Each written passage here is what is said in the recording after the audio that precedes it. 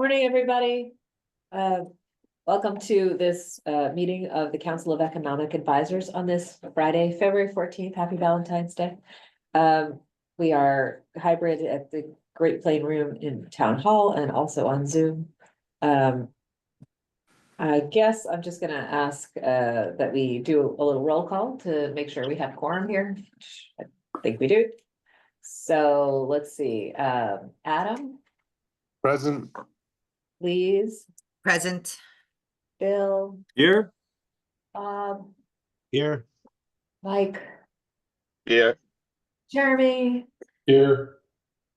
I'm here, I'm Heidi. And JP is here, and we have also our guest, John Bullion, the chair of the town assessors. So we'll get started with that in just a minute.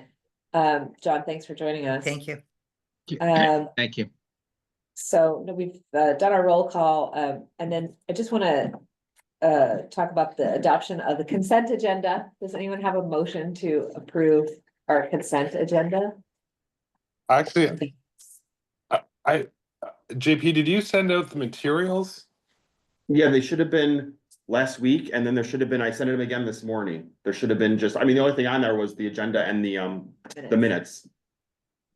I'm not sure I saw I think- it. Yeah, you must. Okay, so we'll skip that for the moment, and instead we'll go straight to our special guest.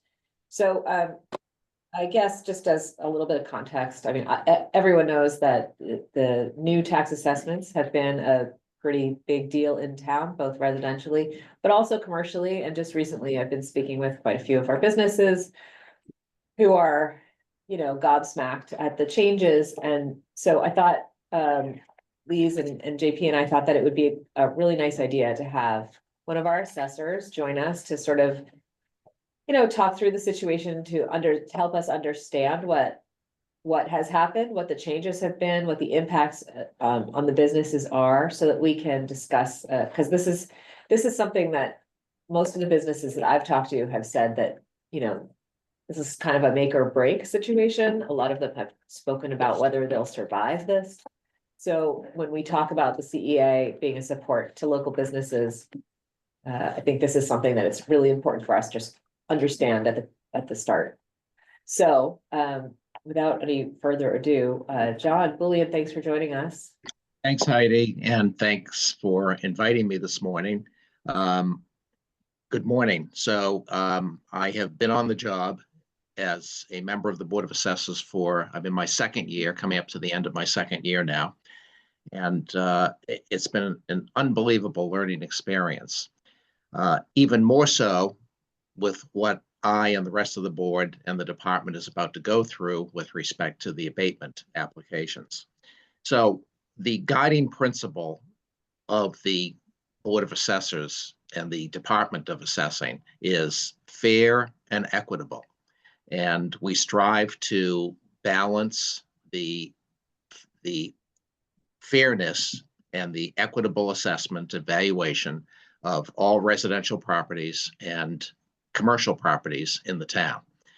And, I think that anybody thinking about this, I never really put a whole lot of thought into this when I was on the select board.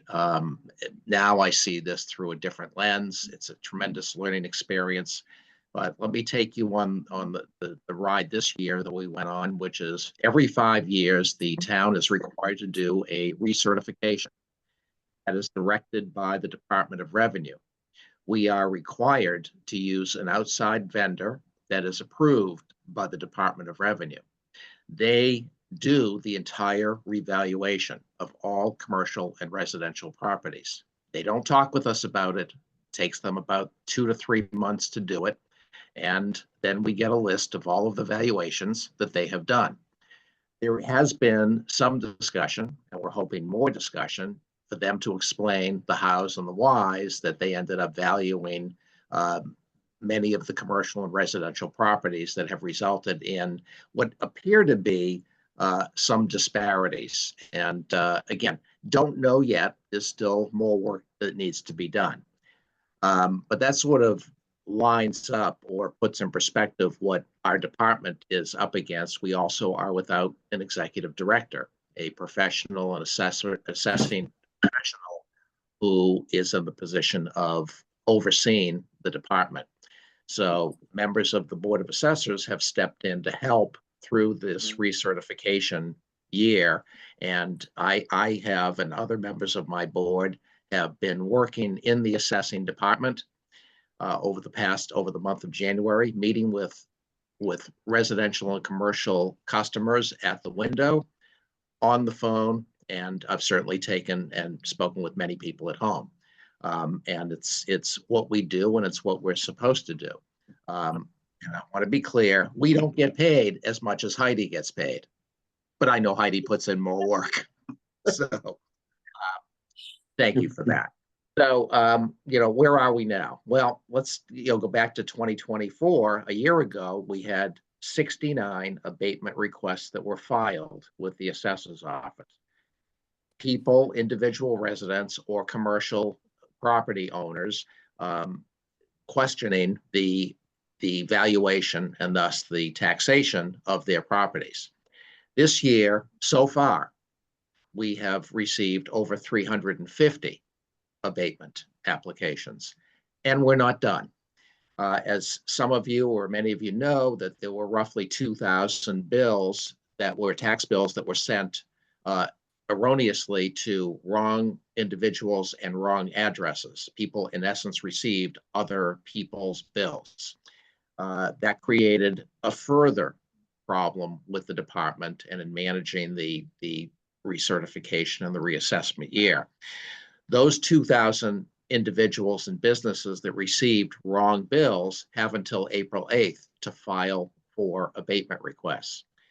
So that presents us with an unknown number of additional potential abatement applications that will be coming in. So we're at 350 or so, and we're waiting, and we're going to start our process of reviewing and administering and making decisions on abatement applications starting February 24th. We are scheduled to meet every week for the foreseeable future as we go through these.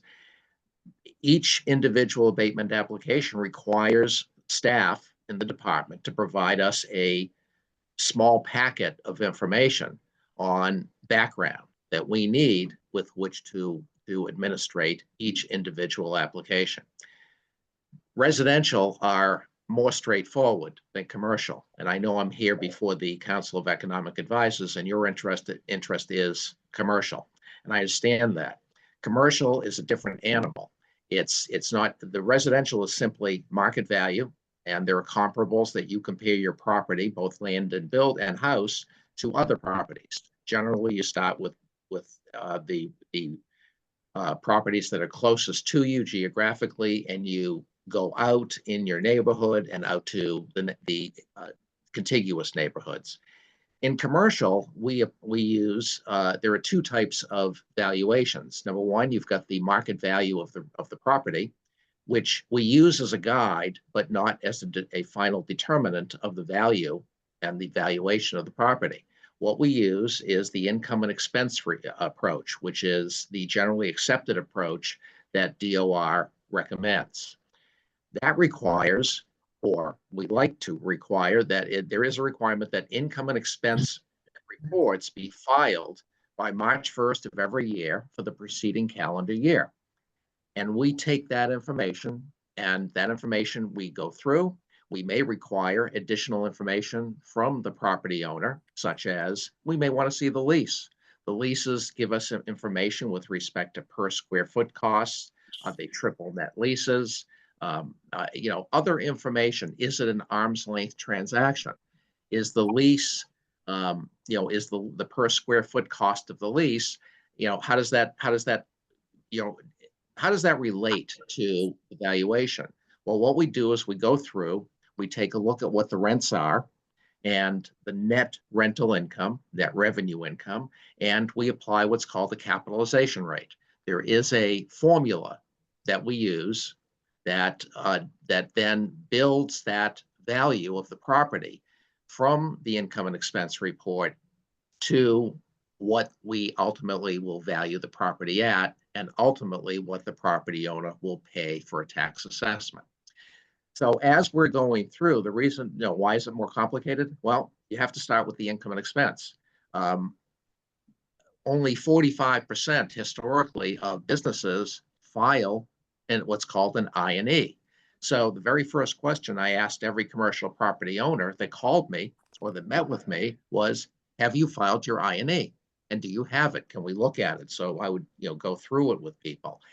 And in many cases, actually, I'll say a majority of the cases, people had not filed their I&E.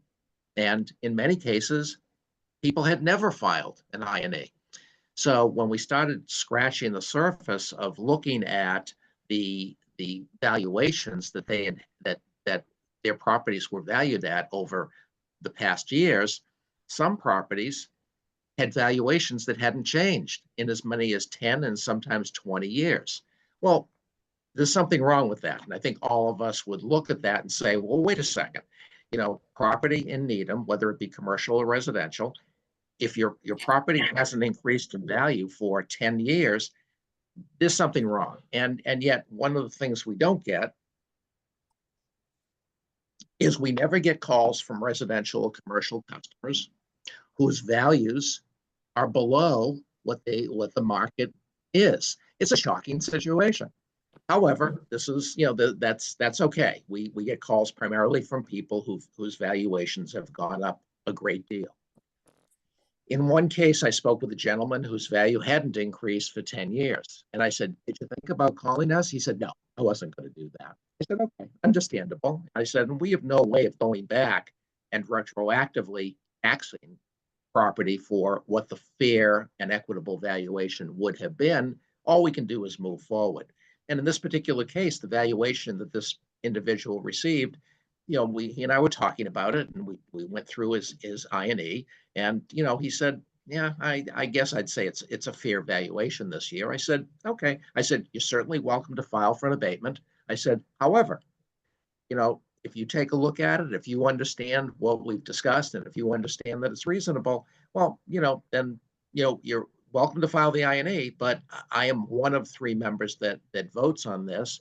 I think I'd look at it with the information that we have and say, I think it's reasonable as it is. However, and I don't know what he ended up doing. I haven't seen the full list I haven't gone through the list of the abatement applications. So with commercial, I think the takeaway here is file your income and expense, because that is the way we value business property. I also want to point out one other interesting statistic that I've come to understand, and then I just go to questions. The market value of commercial property that we're seeing when there are sales in Needham far exceeds what the valuation for real estate tax purposes is through the I&E approach is. So, people, they may have a valuation on a property valued through the I&E method of $3 million, yet the property's market value might really be $5 million if they were to go to sell the property, or if they had sold the property at market. So what we're seeing, and what many of us who live in Needham know, is that our residential properties are going up in value. Make no mistake, the commercial property values are going up substantially in value as well. So it's not just the residential that are going along for the equity increase ride. It's the commercial properties that benefit as well. And that's not to say that there isn't a disconnect between sometimes a valuation and the rent that tenants pay in commercial properties. There is. And however, that's not something we get to look at. We don't get to decide, well, that tenant's paying enough. What we have to decide is what the fair and equitable valuation of that commercial property is, without regard to the rent that the rental dynamics and the elements of the lease that a landlord may have with the tenant. So there's a balancing act here, and it does provide challenges and more complex areas of that we have to deal with commercial properties. So that's sort of an overview of where we are. And I'll throw it out and say, I mean, any questions that JP or Heidi or lease that Thank you you. have ready, member. Thanks, John. So I'm sure that there are questions. I know I have some, but before we go to questions, can I just ask you to explain one other thing? Which Sure. is, and perhaps I missed it, but you said 45% of business owners or less file their INE. If an INE is not filed, how are you, what's the algorithm that you're using to assess these properties? Just the potential? Is there like a standard square footage rate or something? What are you using? Well, that's a really good question. And let me address that in two ways. Number one, people on the residential side have seen their values grow substantially in this recertification year. And the reason for that is the department had not been able to keep up with the value increases in equity and inflation that has occurred the past 4 years. In the commercial end of it, what we look to do is we're looking at the per square foot cost. What we're trying to do, and a goal of our board, is to map out the business districts in the town to determine what average rental rates are, so that in the absence of an INE, and even if you have an INE, we still sometimes say to the commercial property owner, we need to see the lease, because that seems really, really low from a per square foot rental cost. So what we do is we make good faith estimates, but as has occurred with the residential the past 4 years, I think what you'll find is the commercial increases haven't increased as well. So so what we do want to do is we want to get as much compliance with INEs and the information that we need to make the fair and equitable assessment. However, we also want to map out what we believe, in the absence of the INEs, what we believe what is the per square foot value in the various business districts in town, which would allow us to apply a standardized rate in the absence of an INE. So Sure. does that, yeah. Yeah, one more follow-up question to that then. Sure. Do you have access to this information? I mean, can we compel people to share their leases, or are they on file in the town, or how do you get this information? Is it voluntary? Well, we can compel people to file their INEs. How we do that is one of two ways. We are limited by the state, and we've been talking, we have two ways of going on getting the INEs. Number one, there's a maximum of $250 fine, which I think that what we'd all agree is, for many of the property owners in Needham, that's a small amount to be fined $250. We've been thinking about going to your board to request that it be put on a town meeting warrant in order to allow us to be able to do that. I think alternatively, what we felt is the better way of doing it is to map out what the per square foot costs are of the business districts, which are probably what we're going to see are higher than people might realize. And therefore, then, in the absence of the INE, assess or revalue the property based upon what that average rental rate would be in that district that property is in. And, can we ask for the leases? Absolutely. We can ask for anything.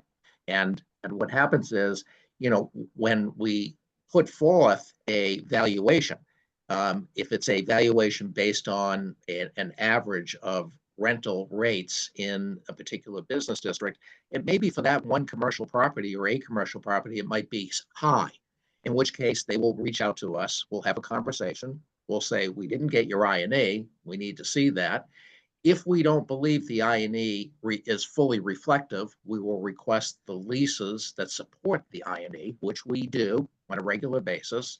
And if, and then what we see is, in some cases, the leases are long-term leases. They might be 10 or 20-year leases, in which case the rental rates are actually pretty low. And it takes time for them over the years to go up, and therefore that is reflective. There's also percentage rent that is paid. Some businesses contained within their leases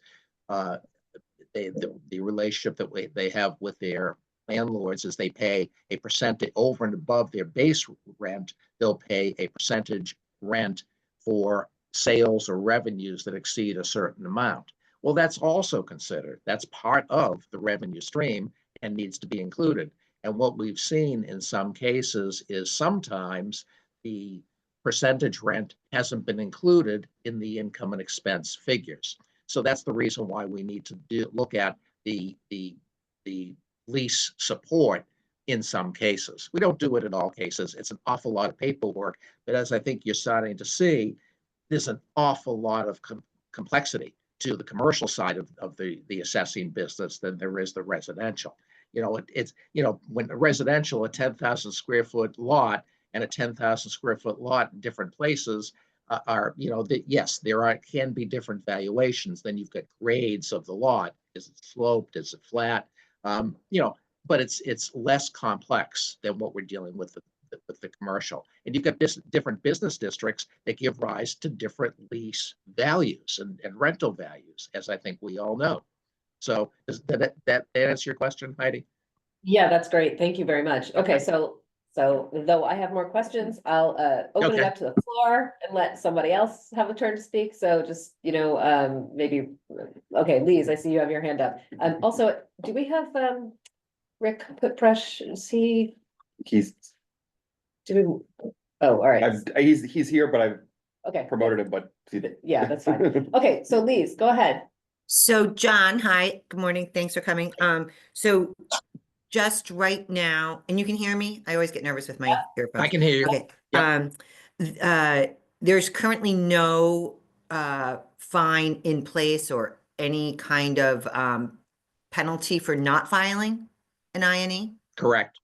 Okay. Correct. And then secondly, and I'm sorry if I missed this, do you use a different vendor for commercial? Does it, or is resident, you say you use that authorized vendor that comes through for all residential? Do they do commercial or no? They don't get involved in it? It is the same vendor, Tyler Technologies out of Texas. Oh, okay. They value the 12, 13,000 properties in this town over a 2 to 3 month period.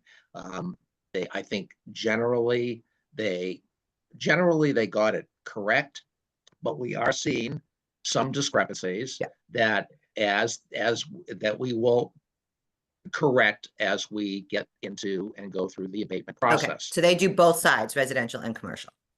Yeah, and we've also requested from Tyler Technologies the background, the support of, especially when it comes to commercial properties, as to how and why they came up with valuations. And this is to allow us to better understand it. Again, I'm not going to, you know, I mean, the only excuse I will make is I've only been in this position 2 years, and there's a tremendous amount of complexity to what's before us on the Board of Assessors. So as much as it may sound like, you know, I have a lot of information, and I do, because I've learned a lot, I have an awful lot of growth to do in this position to have, you know, achieve a better level of understanding. So I want to be clear about that. Thank you. Excellent. Thank you, John. Thanks, Lise. Bob? John, thanks for coming in. My question is, because we've had a few properties that were hit significantly, like, you know, 30% increases quarter over quarter. My question is, what was the overall increase in tax revenue for the entire town quarter over quarter? Well, the overall percentage increase basis. in tax revenue is 4.3% that the town increased in revenue. And that's one of the continual misunderstandings of how Proposition 2.5 works. You know, take a look at the pie. I'll put my hands up there. I think I froze. The pie that represents all of the residential and commercial property in the town of Needham, and that pie can only grow 2.5% plus new growth. The key is, how do we slice that pie? And the pie is sliced into thousands of pieces that represent commercial and residential properties. And what the department does is we have to make the determinations as to how to slice that pie, what piece of pie that your properties are get as part of the whole, Bob, and versus other properties, and it all has to fit within the pie. So one of the common misconceptions is the town, because of the tremendous increase in valuations, is coming into a boatload of additional money. Heidi knows for a fact there isn't a boatload of additional money. So it's 4.3%. That's what the town has in terms of revenue growth. It's the valuations, and I'll, broad stroke, a third of the valuations, and I might just, with respect to residential, a third of the valuations went down over 5%, a third of the valuations went up over 5%, and a third of the valuation stayed within 5% down and 5% up. And that's a rough number, but that sort of gives you a sense as to what we're faced with. We're getting calls mostly from the people in the third that went up over 5%, as you would expect. So, Bob, continue, please. No, that answers my question, 4.3%. I was just wondering how it all shook out and what this meant to the bottom line for the town. But so that answers my question. Thank you. Thanks. Jeremy? Yep. I guess. So I guess I have two questions and maybe three, depending on how you think about things.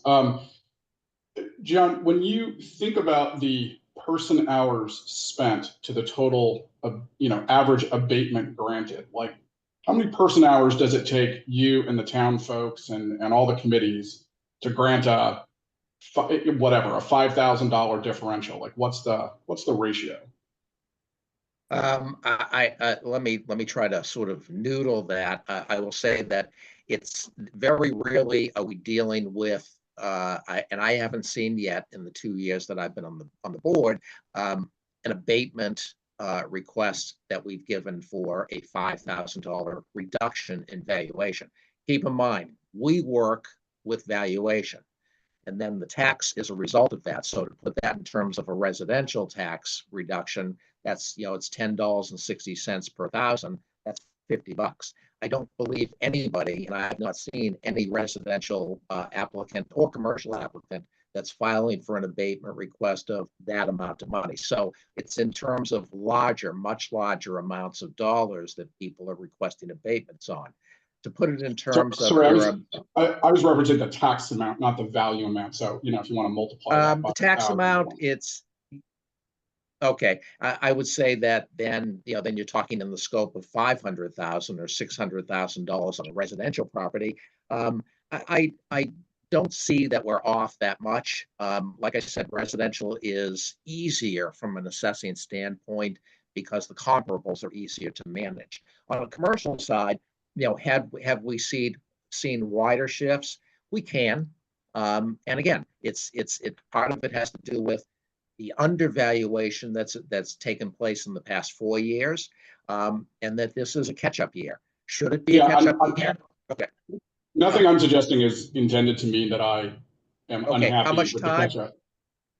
I'll give you an example. Like when we do a lot of commercial contracting, and you have two parties and they're fighting over, let's say, the audit of some commercial stream of payments. One of the things we often will do is say, look, you have the right to audit, but if you audit and the discrepancy is less than X%, which is usually 1 or 2%, then you, the auditing party, pay the cost of all this nonsense because you basically put us through the ringer for virtually no dollars. And only if the discrepancy is greater do we eat the cost of a thing. And so I'm wondering if one of the ways that you stop the crazy of getting 5,000 applications, if that's what you said, is you have that kind of provision, which is we're going to send you a bill if it turns out that our valuation was on target. We can't do that, Jeremy. We have statutory guidelines that we have to follow as a governmental entity. Anybody for any reason can file for an abatement, and we have to accept that abatement. Some abatement requests are dispensed of very quickly. I mean, there is still staff time that's involved, and I would say that in my experience thus far, most residential are dismissed with no change. And does it take time? Yeah, it takes staff time to prepare documents, background and support for the board. We're the ones that ultimately make the decision on every abatement application. Commercial is a different animal altogether because of, as I indicated, and you probably know, maybe probably better than I do. We go through, we have to put the commercial valuations up against what we believe are reasonable, fair, and equitable to other commercial valuations. We want to do things consistently. How long does it take? I honestly haven't thought about it in terms of time. Some take longer, some take less time. Some commercial interests clearly signal they're going to the appellate tax board. We are not. It is not above us to say, okay, if there's a reason for us to settle, we will. But if we believe that the position that the town has, and we represent the town that the valuation is correct and fair, we're going to the ATB, and it's going to cost the taxpayer money. It's going to cost us some money, and that's not lost on us. We obviously take that into account. It's not a one size fits all dynamic. We have discretion more so with commercial. Residential is pretty much straightforward.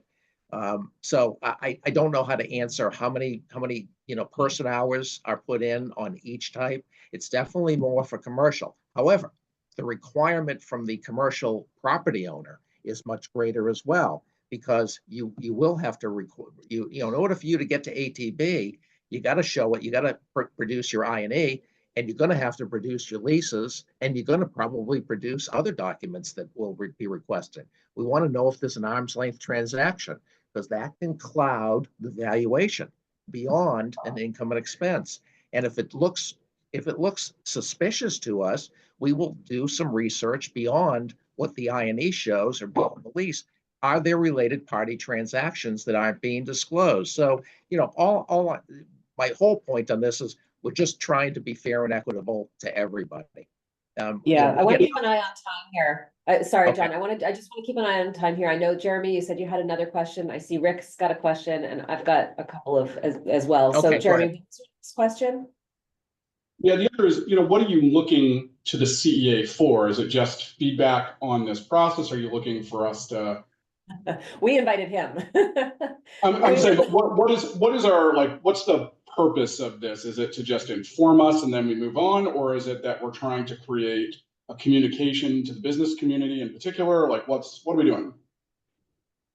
Well, if I can just jump in there then, and Rick, I do see that you have your hand up, but one of my concerns as I, involve myself in this process is that I see a little gap that I find disconcerting, which is really that the bills and the notices are going to the landholder, right? The landowner is getting the tax bill, but it's the lessee who is feeling the impact of the tax bill, because most of these leases have a pass-through. So what's happening is that the impact is striking the person who has no ability to manage that situation. It's only the landholder who can file an abatement. It's only the landholder who can file the income and expense statement. And it strikes me that there's, this problem there, a gap where our lessees are bearing the brunt of the impact. So I guess I'm just wondering if there's a way to resolve that. And that's one of the reasons that, or one of the things that I personally had wanted to resolve. I did speak to a store owner who said that their landowner was really resistant to filing an abatement and hadn't ever, I think, filed an income and expense statement, although that wasn't something they could verify because their landowner was not really interested in talking with them about it. So it really makes the lessee pretty powerless in this situation. And I just wonder if there's, some process by which this could become, at the very least, more transparent to the lessee. Just thoughts for the future, but basically wanting to understand how this process works. And then to understand, as we move forward, John has said that there's 350 filed so far, but there may be more. And then also that they're reevaluating the information provided by the vendor. So if there are further discrepancies or outliers that are found that need to be resolved, what happens? And then how do those that are successfully abated or not get handled in the future? So I guess what I'm saying is I think that there are issues that the CEA, in terms of like just providing a second set of eyes and asking questions, could maybe help discuss, you know, how this could work better for our local businesses. Because I think there is a dual population here, landowners and local businesses. So just, that's my 2 cents on that particular issue. Rick, I see that you have your hand up, so why don't you ask your question? Yeah, and I apologize if this has already been covered. I had a hard time getting on. I could listen to the whole meeting, but you guys couldn't hear me or see me. Anyway, you know, the commercial market is dynamic as opposed to the residential market. Tenants come and tenants go. So when you're on our properties, when we submit an I&E, sometimes, especially since COVID, you know, you may have had a full building in the past. Now you have a half leased building. So your I&E reflects that. And, you know, trying to follow the appropriate tax changes in a dynamic market is pretty difficult. I think you'd agree, John. Yes. Yes. And if for example, you know, I had a full building last year and all of a sudden 3/4 of my tenants have left, how does that affect how the assessor's office looks at that? I submit my I&E and my numbers look a lot different than they did the year before. And you know, and we look at that, and that is, you know, we have to look at 2024's information, which you filed on your I&E, or the year before, whichever year we're talking about, and we have had those exact situations, and we understand that. And again, we've moved beyond COVID now, so it appears that the market has gotten stronger, at least what we're seeing in the office sector. And the strength of that is evidenced by what we're seeing with market values on sales of commercial property. So we do look at that as well, and we're like, wow, we're valuing at $3 million, like the example I gave before, based upon the I&E and you know, tenants and I&Es that are reported, but they sold the building for $5 million. So it's you know, of course we want to evaluate the property at $5 million because that's what the new owner paid. But we also know we can't do that. But we want to do that, but we can't do that. So you know, we're just. All right. It's a conundrum. Guys, we only have right. It is. We've only got a short little bit of time left. We have a couple of other things we have to discuss. So Bob, your question real quick.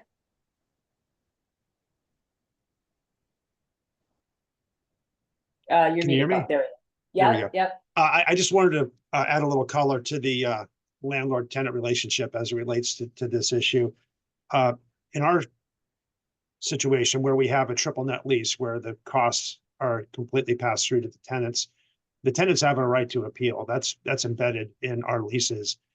And in fact, I'm not even sure it needs to be there explicitly. I don't think there's anything preventing a tenant from filing an appeal if they're affected by that.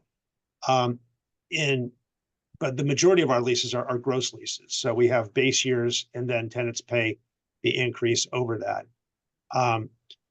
And believe me, in those situations, in full disclosure, we are filing appeals on several of our buildings.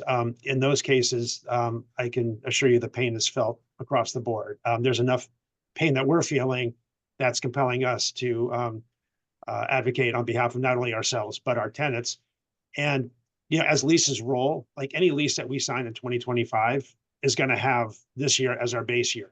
So the landlord, us, any landlord, is now carrying that burden going forward. So it's a way of saying that the landlords aren't skating on this issue, I guess. No, and to the extent that we do feel where we're feeling the pinch, and we know our tenants are feeling it as well. Yeah, I think that there's some variety in tenant landlord relationships. That's all. Oh yeah, And yeah. There's things that turned up in my conversation with these folks is that they don't have anyone to gut, a lot of these folks aren't lawyers, right? So they don't have a lot of resources to gut check their leases. So, in some cases, they're entering into leases where they're maybe not with such a considerate landlord. In any case, Thank Bill. Uh, Bill, what's your question? And then we're gonna wrap this part Yeah. up. And John, if you mentioned this earlier, I apologize, but is the INE a public record once it's filed?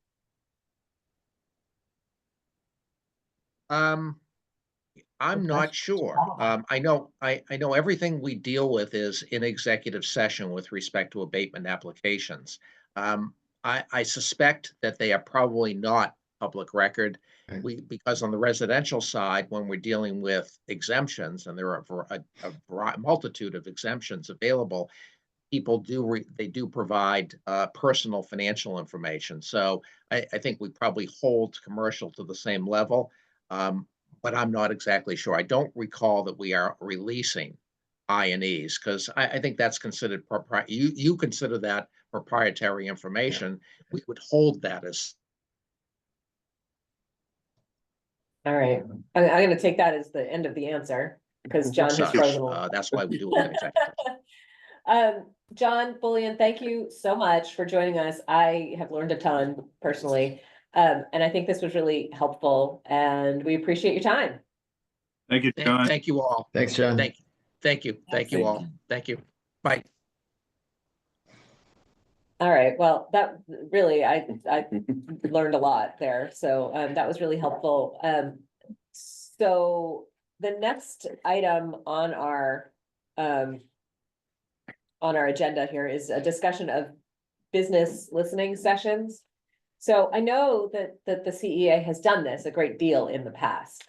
And that actually there was a lot of forward movement based on those listening sessions. As I understand it, the snow plowing pilot in the center was based on those listening sessions, feedback from those sessions. But I think it might behoove us to do this again, not only the tax assessment issue, but many others, especially with a lot of the potential projects coming up in a bunch of these different business areas. Some issues have been raised even here in this forum of issues in various areas of town. So I just wanted to get a sense from you all. I think this is kind of important. I just want to get a sense from everyone else how you would feel about participating in these listening sessions, and what we might feel could be some strategies to talk to our businesses and find out how the CEA could be a real support to them and as we move forward. Adam. I know that Rick Lees and some others have found that to be a very effective way to engage with the business community. Obviously, what we found to be most successful is when we had very specific questions, in mind. So it wasn't just a general gripe session. I think having an opportunity to do that on the one hand, and on the other hand, trying to find a convenient time where we could collect, have a gathering of business owners together, I think would also be really helpful. Some kind of like a business summit. And again, with a very focused agenda, people would, be well publicized, people would be aware of it. And I think, there's a lot of information to be gained across multiple sectors and across multiple districts within, throughout the town. The hardest part of that is really, I think, coming up with, the goal and the strategy, what information we're looking to collect and why, and what we're going to do with it, what we anticipate doing with the information. Yes, absolutely. Rick? Yep. Adam, as you know, we've had interesting experiences going door to door. Yeah. And I think, even though it's much more of a hands-on, I think you get better information going singularly door to door than having a group. Whenever you have a group, especially of people in business, people hold things close to the vest. I They don't want understand. their competitors to know this, or they don't want people to think that they're not successful, or that they're having problems or whatever. So you don't really get the full story. I think what we found, and you got to have a little bit of a thick skin too, when you're going door to door and talking to these people, they're a lot less shy about telling you what's really bothering them, or what they really need, or what they wish would change in town. Okay, noted. I just want to make a distinction. I agree with that 100%. I think that the purpose of the door knocking may be different than the purpose of having like a business summit. Yeah. And I think too, that we could always do, I like the idea of sort of slicing and dicing the population, having restaurateurs or having Avery Square businesses or, you know, whatever.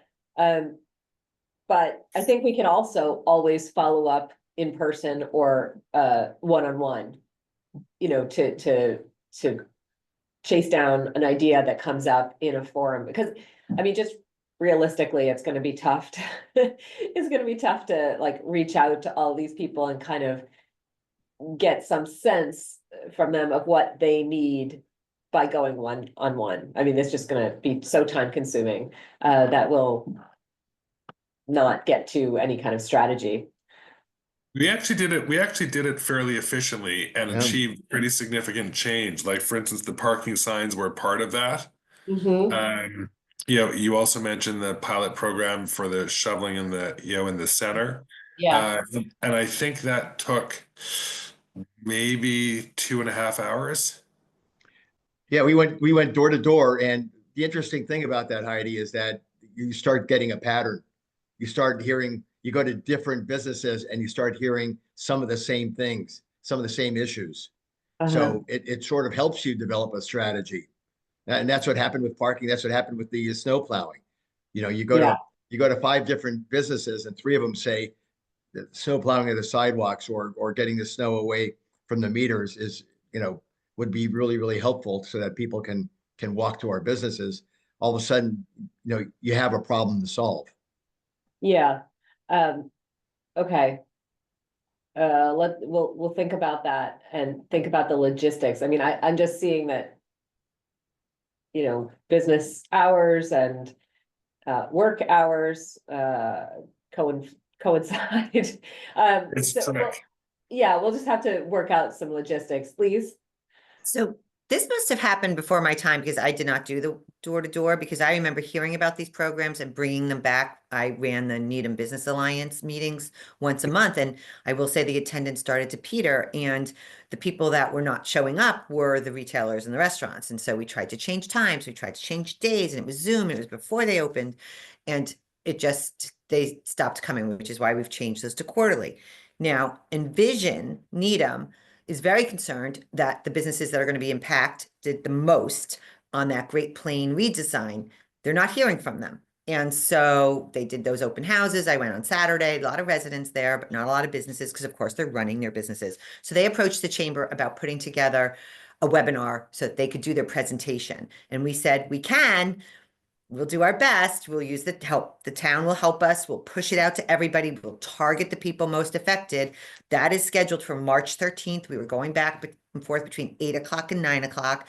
We chose 9 o'clock on a Thursday, and that could be a really good test pilot as to see how interested and engaged and willing to show up the people, the businesses being most impacted by this project, if they'll use their time. And we made it Zoom so that people wouldn't even have to come anywhere.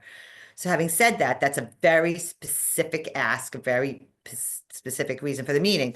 I would say if we do want to go forward with some type of listening, maybe we start with a doodle poll. I just got invited to go speak at the street to their tenants. They're giving their tenants 2 different times where they're going to present on behalf of the WS development. Maybe we offer a morning and an afternoon type of listening session. I would be interested in businesses that just joined, why did they choose Needham? How about businesses that have been here for, close to a decade? How long, we're very concerned. The chamber is very concerned that there's not a replacement small business next generation.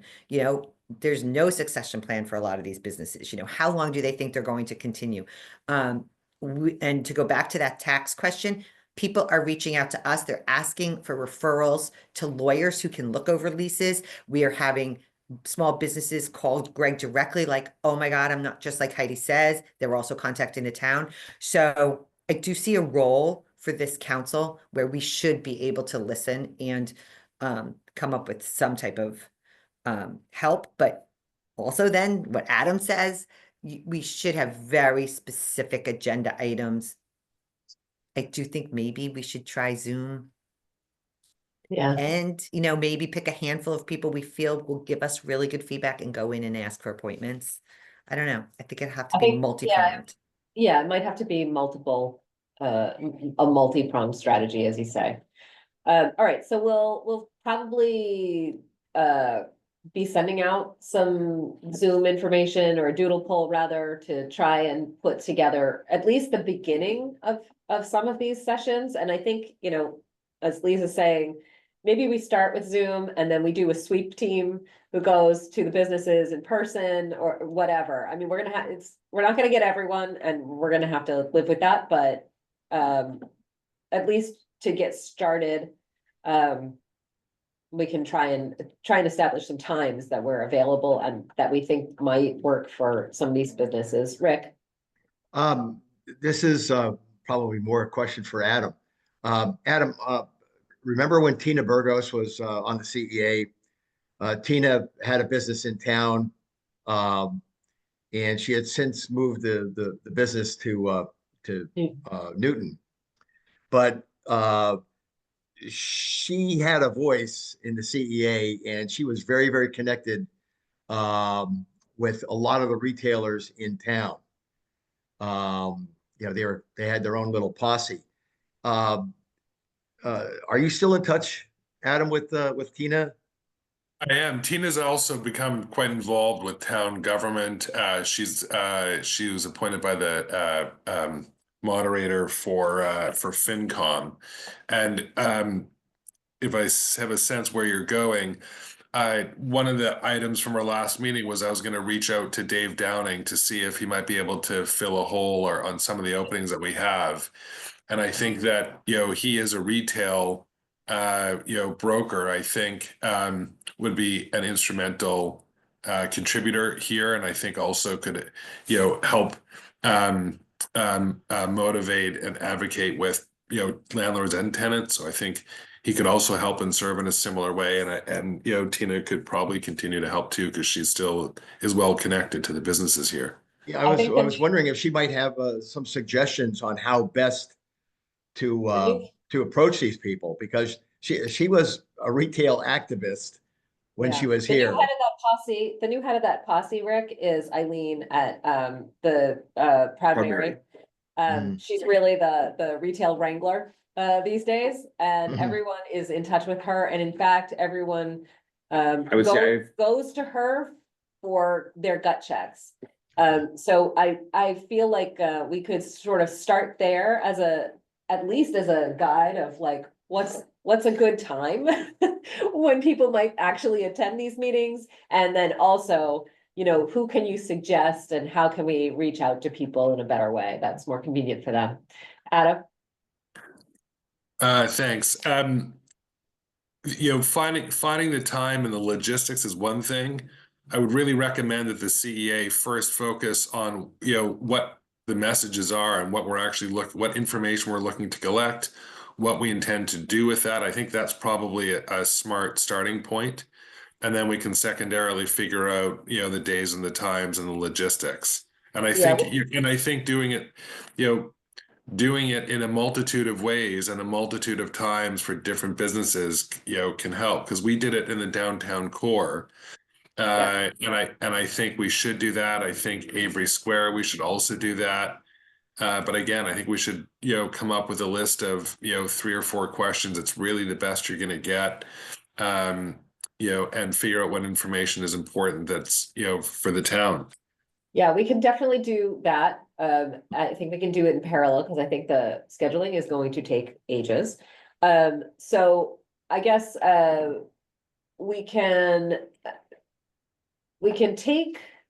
have a live meeting and discuss this if people want. We can also maybe just take suggestions by email. Maybe JP, we can send out a starting point and send it out to folks and have them return with some of their thoughts and ideas about what we might want to collect. But I guess the only thing that I'm worried about there is I don't want to circumscribe the conversation with these folks. Yes, there's definitely, we need to set some parameters, but it's about listening to them versus what information we want, So I know there's two goals there and it's just a fine line. So let's say, because I see that we're at time, and I know everyone has, stuff to get to. Let's say that Lise and JP and I will be sending out not only the doodle poll to get started. It might not be the final doodle poll that you see, but and also maybe a list of ideas for questions and discussion points that we want to explore further. And then I'd love it if you all could really, chew those up and spit them back and send back, your critiques, but your suggestions as well, so that we can start to formulate what that listening session is going to start with. Because you're right, we can't just say just yell at us. All right. Any other business that may come before the committee?